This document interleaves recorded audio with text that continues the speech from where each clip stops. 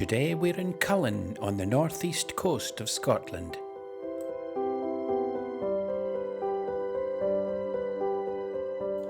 We're parked up at the Three Kings motorhome stopover, which can accommodate 13 motorhomes or camper vans.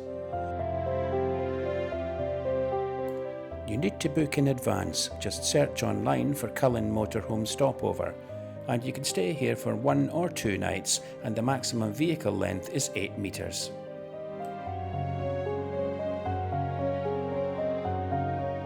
It costs just £10 a night or £15 during July and August. I think it's an absolute bargain. All vehicles need to be self-contained because there's no toilets here, but there is an Elson point, and there's also fresh water and a drive-over drain for wastewater.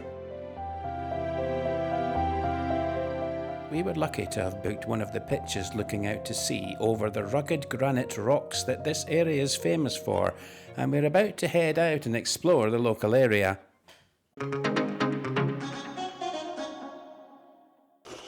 Just about ready to go? Yeah. We're taking this? Yes. The bee. You can't mention the bee now. The bee. She understands that. I stopped calling it a ball because as soon as you say ball, Kira's like, oh. So we started calling it a bee. Now she knows what a bee is. Kira's got something to show you before we go. All right, okay. But she says it's very, very sad. Oh no, I don't want to see it. And she doesn't want to go, but she wants you to see it. All right, okay. But prepare yourself. What is it? See, the Cullen Pet Cemetery. Oh my god. I told you it was going to be sad. And people have been burying their pets here in Cullen since about 1992, I think. And it started off with this fella here, Bruce.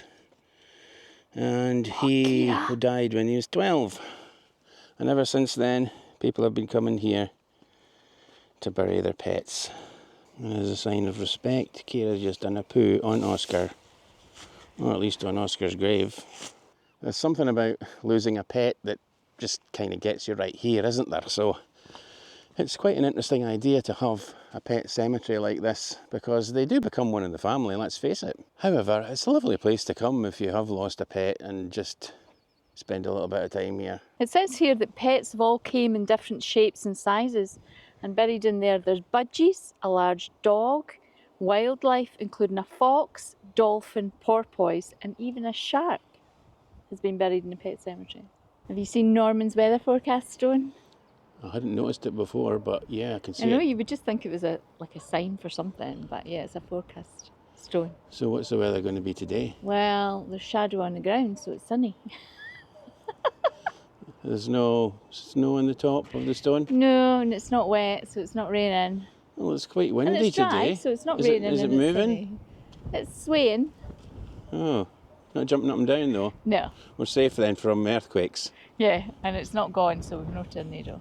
Actually, it is fairly blowing about, which confirms the accuracy of the device because it is windy today. There's a little pier here, and I'm just going to have a quick look. Kira's not allowed down, so just me. And yeah, just a little collection of, looks like pleasure boats, and maybe one little fishing boat at the end there. Not big. Very nicely painted though. I'm going to have to watch my hat today. That Weatherstone was definitely right. We're coming to a beach where Kira can actually get a little bit of a run around. Come in, I'll let you off. Kira. We're just going to have a wander along this beach and play some ball with Kira. It looks like there's a couple of very small sea stacks at the other side of this beach, so we're going to have a wander along and check them out. Just beside the large viaduct behind me, there's a small bridge going over a little stream. Kira. And on the other side of that, there's a car park with some vans no. and a lot of cars parked up. Looks like it's quite interesting. We're going to check it out. And I think those little sea stacks are over there too. Nice little coffee van. You going in for a coffee? What? Yeah. It's a little Airstream, look. No luck, the wee Airstream selling coffees doesn't open till 10:30. Well, at least Kira's going to be okay to get a drink.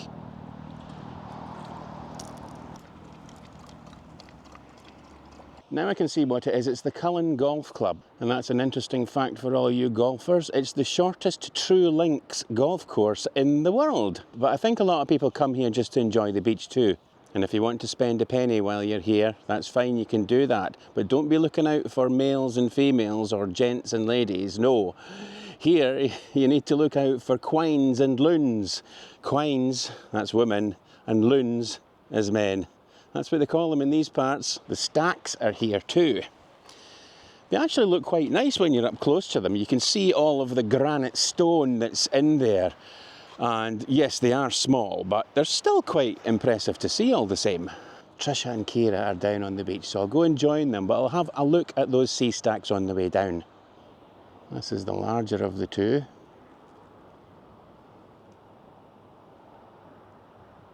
And this is the shaded side. And I do believe there's a tennis ball up there. Can you see it?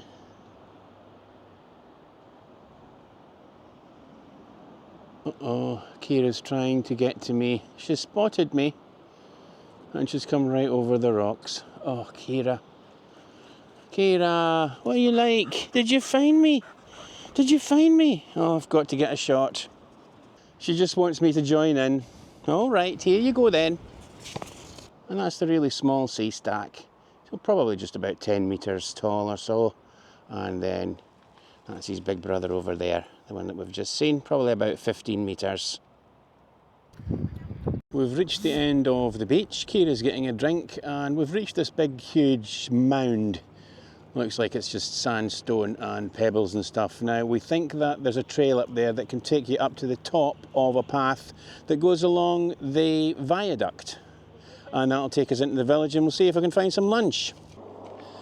We've found the path, it's on the other side of the golf course and there's a bit of a hill to get up. We've said goodbye to the golf course. The path took us right the way up to the top to the Cullen Bay Hotel. And we were tempted to go in for a quick drink, weren't we? But no, we've got our lunch we to didn't. have. Yeah, we are. We're going to follow this path along the top of the old viaduct into the village. And, well, seeing as we're in Cullen, maybe see if we can pick up some Cullen skink for lunch. Fancy that? I'm not sure. We'll see. We've now reached the viaduct.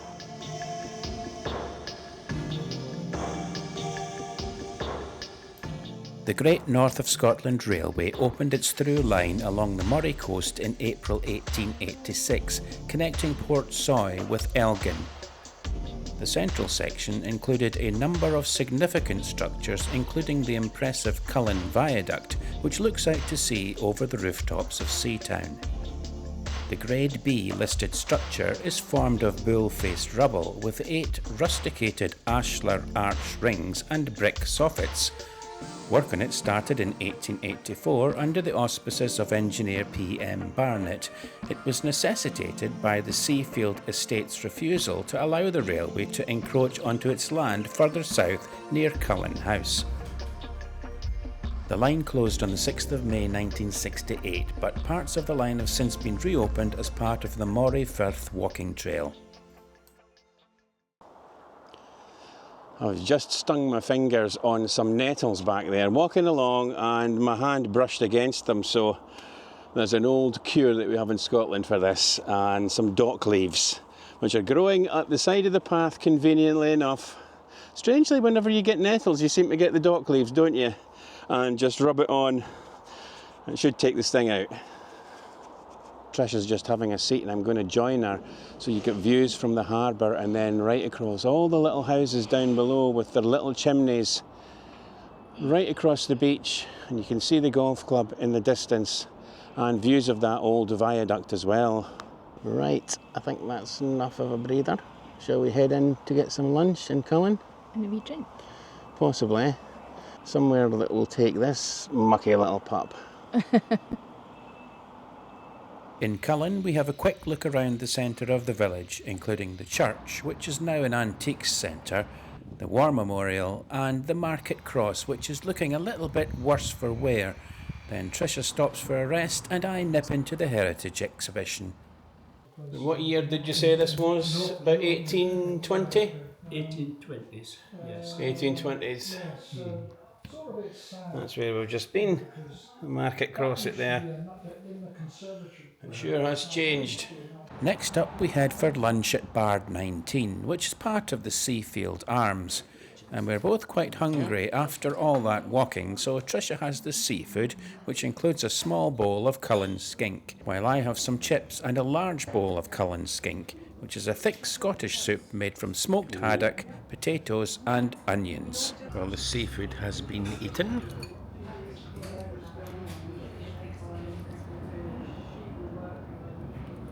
And the Cullen skink has been had too.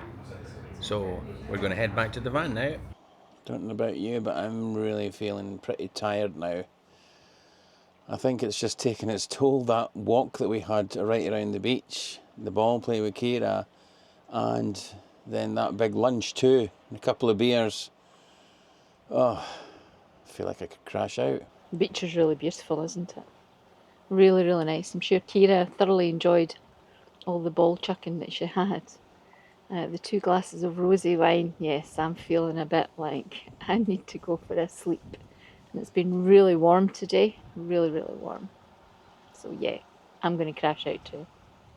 That'll actually be us now until probably the second half of September or October, because we generally don't go away when the school holidays are off. It would be a bit silly when you're retired going away when it's the busiest and most expensive time of the year.